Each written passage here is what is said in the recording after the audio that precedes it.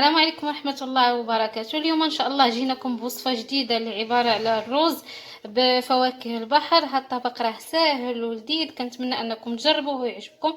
ندوزو للطريقة ان شاء الله. باش نحضروا الرز ديالنا بفواكه البحر غادي نحتاجوا واحد الكمية ديال الرز. انا تقريبا غادي نستعمل واحد رابعة. غادي نحتاج فلفله مقطعه، هنا خديت جوج الوان، ممكن تكتفيو غير بلون واحد، غتقطعوها هكذا مربعات صغيورين.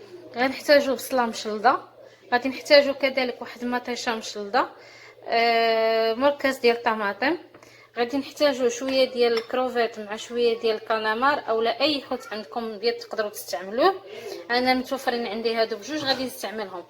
بالنسبه للقشور ديال الكروفيت راه ما غاديش نلوحهم، غادي نحضر بهم مرق ديال المرق اللي غادي نسقي به الرز ديالنا باش يطيب. بالنسبه للتوابل غادي نحتاجو الملحه، البزار، التحميره، الكمون، قزبر معدنوس مقطعين قطع يعني مقردين مزيان، جوج دروسه ديال الثومه محكوكين، واحد الكنوره ديال الدجاج. اول حاجه غادي نبداو بها وزيت زيتون. اول حاجه غادي نبداو بها هي اننا غادي نحضروا المرق اللي غادي نسقيو به الرز. غناخذوا الكاسرونه ديالنا نديروها على النار،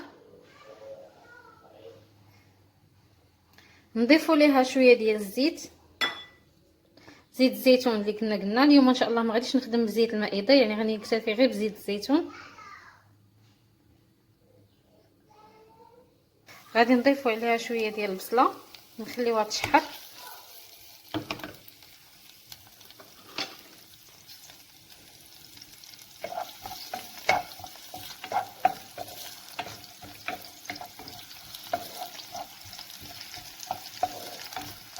غنشحر مزيان هذيك البصله مع زيت الزيتون.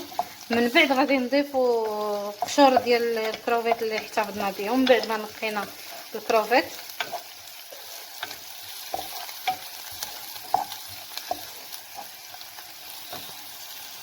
من بعد ما تقلات لينا البصله غادي نضيفوا هذاك الريوسه ديال الكروفيت ديالنا،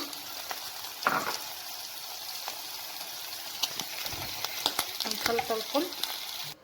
من بعد كنضيفوا الماء، كنضيفوا معاه شويه ديال الملح ونخلي هذاك المرق ديالنا يغلى. في هاد الاثناء هذا غادي ناخذوا واحد المقله تكون غارقه شويه اللي غادي نطيبوا فيها. غادي نديروا شويه ديال زيت الزيتون نقليو فيه داك الكروفيت مع الكالامار ديالنا.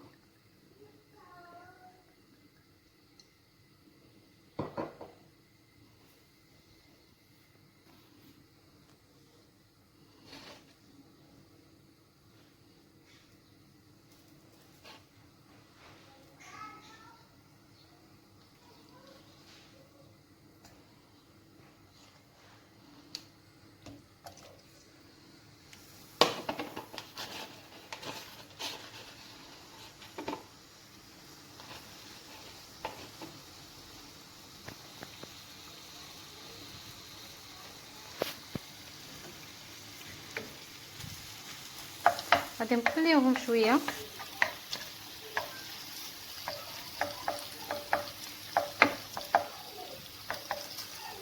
غنضيفوا عليهم شويه ديال الملحه،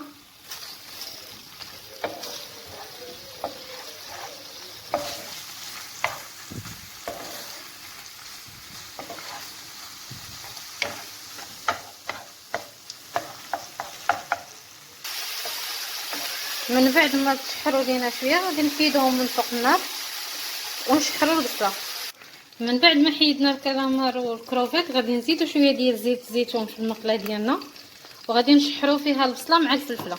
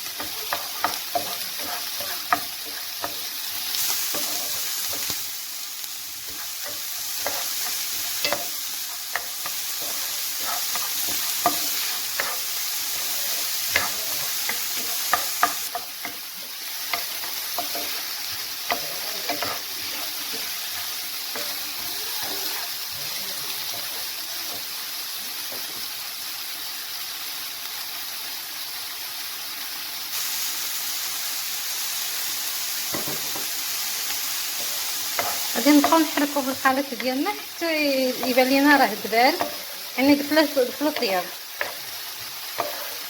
هاد الاكله البنات راه كتجي لذيذه بزاف، كنتمنى انكم تجربوها. فيها مكونات بسيطين وكتجي لذيذه.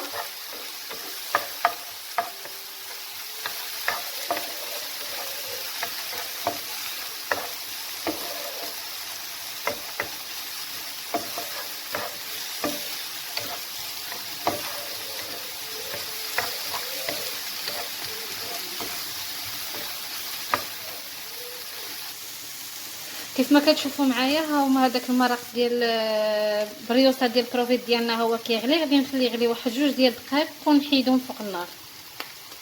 من بعد ما تشحرت لي البصله مع الفلفله غادي نضيفوا لها ديك المطيشه اللي مقرده ونخليوها حتى هي تشحر معاهم. من بعد ما تشحرت لينا المطيشه مع الفلفله والبصله غادي نزيدو شويه ديال الزيت الزيتون ونحاولوا نحمصوا فيها الروز ديالنا، يعني الكميه ديال الروز اللي غادي نديرو غنبقاو نديو ونجيبوه فوق الفوطه حتى يتحمص لينا. يعني ما نكثروش، يعني غير شويه باش ما يبقاش يتلصق لينا وميرتو تجي فيه هذاك اللوغو ديال السمك ديالنا. وغادي نمرقوه بهذاك المرق اللي حضرنا.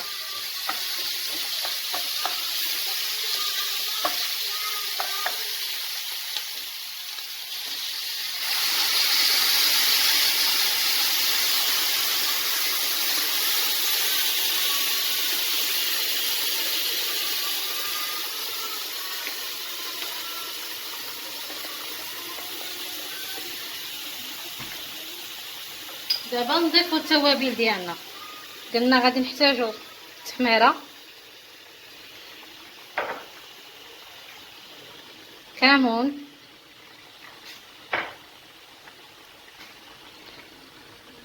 البزار،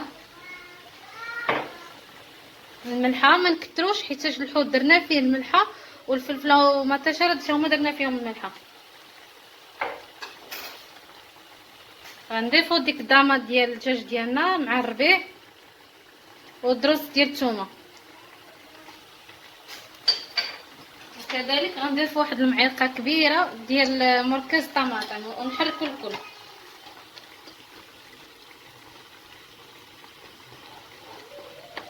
غنضيف شويه ديال الملون الغذائي ما ذكرتوش معكم في المقادير باش يعطي الطبق ديالي واحد اللون اللي يجي زوين.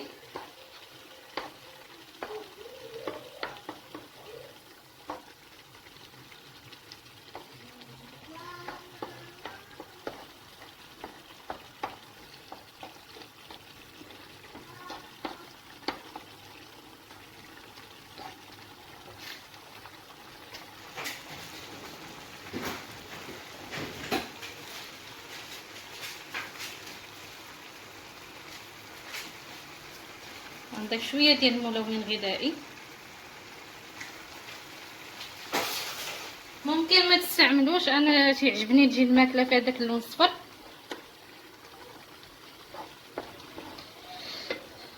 مره نقلبوا الروز ديالنا الا لقيناه باقي ما طابش نضيفوا له الماء، يعني ماشي شرط غادي نكتفيو بغير داك الماء اللي زدنا في الاول، يعني نبقاو حادين الروز ديالنا حتى يطيب.